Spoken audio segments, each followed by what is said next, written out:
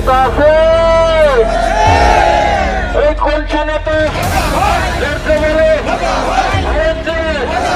লক্ষ্য বলো, লক্ষ্য বলো, হরিপুরে হরিপুরে চট্টগ্রামে ভাঙাড়াতে ফরিদপুরে আগামী দিনে এমপি হবে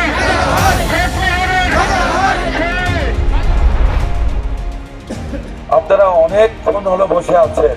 আমি আসলে প্রথমে বিনয়ের সঙ্গে ক্ষমা চেয়ে নিচ্ছি। এই শীতের রাতে সন্ধ্যা থেকে এই কুয়াশাচ্ছন্ন রাতে মুক্ত বাতাসে আপনারা বসে কষ্টে অধীর আগ্রহে আমার সঙ্গে কথা বলার জন্য এই প্রধান বৈঠকে যারা বসে আছেন, আমি সকলকে আন্তরিকভাবে ধন্যবাদ জানাচ্ছি, কৃতজ্ঞতা জ্ঞাপন করছি। একই সঙ্গে আপনাদের কাছে ক্ষমা চেয়ে নিচ্ছি, কারণ আপনাদের অনেকেই হয়তো এই ঠান্ডার মধ্যে বসে থাকার কারণে শিশু কিশোর আছে, বাচ্চা ছেলে ছেলে আছে, মা বোনেরা যারা আছেন, তারা যাতে ক্ষমা সুন্দর দৃষ্টিতে দেখবেন আপনাদেরকে কষ্ট দেওয়ার জন্য। বাংলাদেশ স্বাধীন হয়েছে 54 বছর আগে, 71 সালে। 54 বছর পরে কেন এই মানুষের মৌলিক অধিকার একটা সামান্য রাস্তা, সেই রাস্তাটাও এখনো এই পৌরসভা ঘেঁষা যে গ্রাম, সেই রাস্তাটাও কাঁচা। এটা চাঁদপাড় পৌরসভা থেকে খুব বেশি হলে 1 কিলোমিটার দূরের গ্রাম। আফরাতপাড়া থেকে বাস স্ট্যান্ড পার হয়ে এসে পৌরসভা ধরোই পর্যন্ত, অথচ এই জায়গায় কাঁচা রাস্তা। এটার মূল কারণ কি জানেন? এটার মূল কারণ আমাদের জনপ্রতিনিধি, আমাদের নেতৃত্ব এবং আমাদের মানুষগুলোর ভুলের কারণেই আজকে আমরা এই চাঁদমোহরবাসী শুধু না, গোটা এই আপনার এই গ্রামবাসী না, গোটা চাঁদমোহরের 11টা ইউনিয়নের প্রতিটা ওয়ার্ডে, প্রতিটা গ্রামে একই করুণ অবস্থা। আমি কিছুদিন আগে হান্দিয়ালে গিয়েছিলাম, নলডাঙ্গা স্থলে।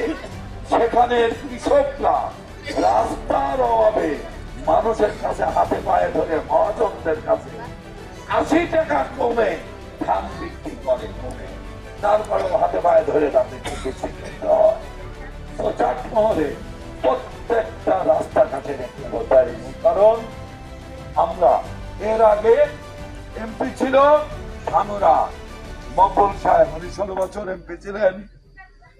ভাঙুরা ফরিদপুরের এমন কোন 1 ইঞ্চি জায়গা নাই যেখানে কাঁচা রাস্তা আছে। শুধু কাঁচা পাকা রাস্তাই না, তারা পানির রাস্তা পর্যন্ত করে দিছে। 30 ফিট উঁচু করে দিয়ে, দিল্লির মধ্যে দিয়ে সোজু রাস্তা করে দিয়ে গেছে ভাঙুরায়। ফরিদপুরে যা নাকি অবস্থা, কিন্তু আমার চাঁদমোহরের এই করুণ অবস্থা কেন জানেন? আমরা একই অবস্থা, আমরা সস্তা।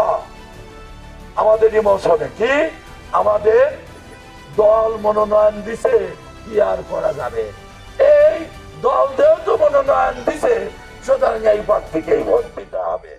দল কি গত 17 বছর এই চাঁদমোহরের উপজেলার প্রতিটা ইউনিয়নের, প্রতিটা ওয়ার্ডের, প্রতিটা গ্রামে যে মানুষ অত্যাচারিত হয়েছে, নিপীড়িত হয়েছে, মানুষ যত ক্ষতিগ্রস্ত হয়েছে, দল কি সেই মানুষগুলোকে দেখতে আইছে?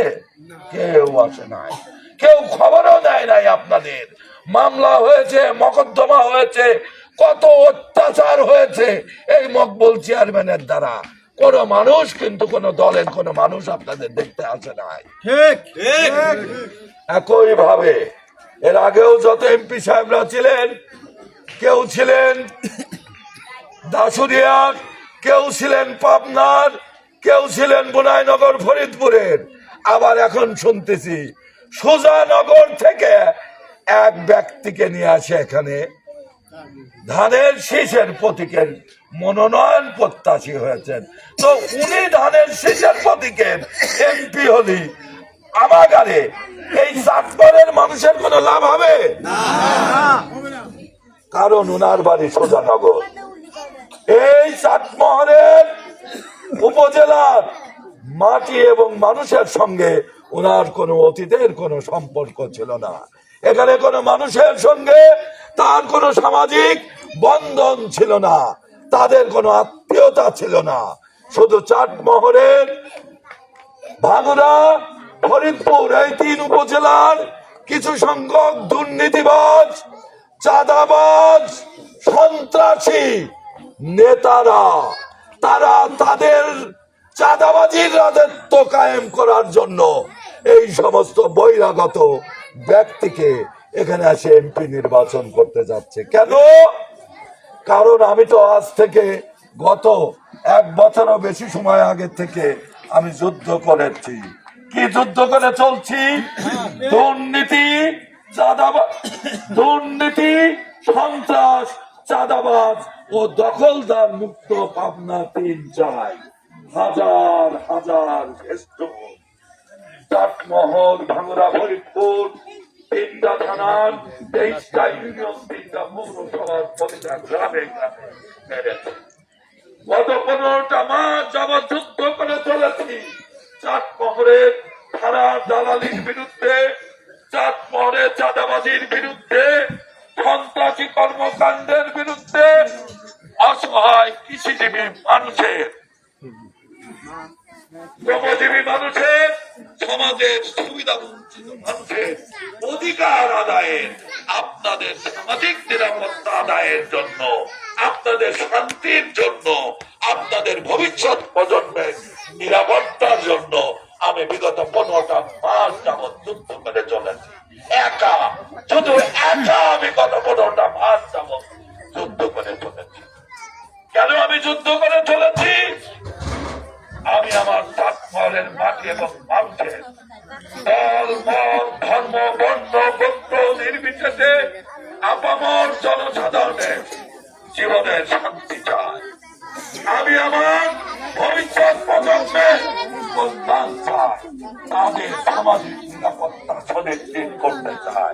আমি কাভাটার কৃষিজীবী মানুষ, শ্রমজীবী মানুষ, সমাজের অসহায় সুবিধা বঞ্চিত মানুষের জন্য আমি কাজ করতে চাই এবং চাটমোহর থেকে অগ্রাধিকার ভিত্তিতে দুর্নীতি, চাঁদাবাজি, সন্ত্রাসীদেরকে দূর করে চাটমোহর, ভাঙড়া, ফরিদপুর, পাবনা 3 এলাকা আপামর দল, মত, ধর্ম, বর্ণ, গোত্র নির্বিশেষে আপামর শ্রেণী পেশার মানুষের জীবনের সামাজিক নিরাপত্তা সুনিশ্চিত করতে চায়।